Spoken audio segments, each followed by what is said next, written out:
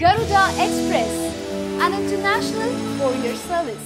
అమితాబ్ బచ్చన్లోని యాక్షన్, కమల్ హాసన్లోని పెర్ఫార్మెన్స్, రజనీకాంత్లోని స్టైల్ ఈ మూడింటి కలయికే మెగాస్టార్ చిరంజీవి అని మేము చెప్పడం కాదు. సాక్షాత్తు Indian legendary director Shri K Balachandra గారు చిరంజీవికి ఇచ్చిన ప్రముఖ కితాబు. ఎలాంటి పాత్ర అయినా గొప్ప ఈజ్తో చేయగల ఒక యూనిక్ టాలెంట్ చిరంజీవి సొంతం.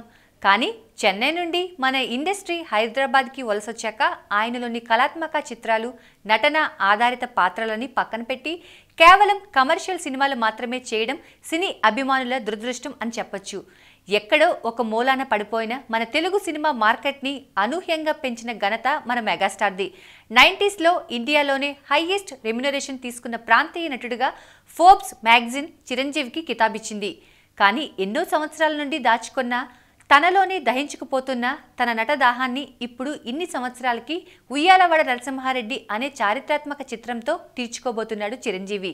9 ఏళ్ల విరామం తర్వాత ఖైదీ నెంబర్ 150తో రీఎంట్రీ ఇచ్చి ఇండస్ట్రీ రికార్డ్స్ తిరగరాసిన చిరంజీవి మొదట స్వాతంత్ర సమరయోధుడు భగత్ సింగ్ పాత్ర చేయాలని కలలు కన్నాడు. కానీ కొన్ని అనివార్య కారణాల చేత ఆ సినిమాను ఆపి భగత్ సింగ్ లానే దేశం కోసం ప్రాణాలు అర్పించిన గొప్ప వీరుడు, తెలుగు ముద్దుబిడ్డ ఉయ్యాలవాడ నరసింహారెడ్డిలా రాబోతున్నాడు. ఈ సినిమాతో చిరంజీవి తన నట దాహార్తిని తీర్చుకొని ఒక ఇండియన్ క్లాసిక్ మూవీగా భారతదేశ చలనచిత్ర చరిత్రలో ఒక మైలురాయిగా నిలిచి, మూస సినిమాలతో సినిమా అంటే ఒక బిజినెస్ మాత్రమే అనుకునే నేటి యువ నటులకి సినిమా అంటే గొప్ప కళ అనే స్ఫూర్తిని ఇవ్వాలని కోరుకుందాం.